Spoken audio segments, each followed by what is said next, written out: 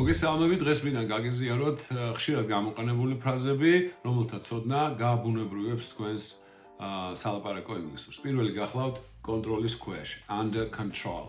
მაგალითად, ყველაფერი კონტროლის ქვეშა. Everything is under control. შემდეგი გახლავთ შეცდომით, by mistake.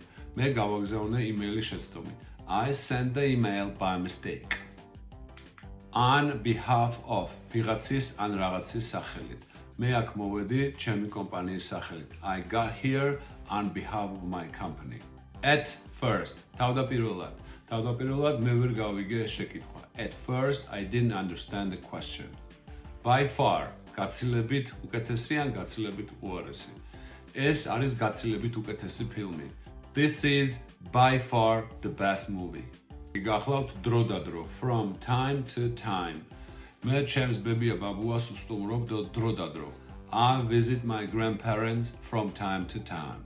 გადადების გარეშე, ან დაუყოვნებლივ, without delay. გთხოვთ დაიწყეთ პროექტი დაუყოვნებლივ, ან გადადების გარეშე. Please start the project without delay. საშუალოდ, on average. საშუალოდ ჩვენ გვძინავს 7 საათი დღე-ღამეში. On average, we sleep 7 hours a day. არასრულწლოვანი, underage. მას არ შეუძლია მანქანისტარება, ვინაიდან არასრულწლოვანია. He can't drive a car because he's underage. დროებით ამ მომენტისთვის, for the time being.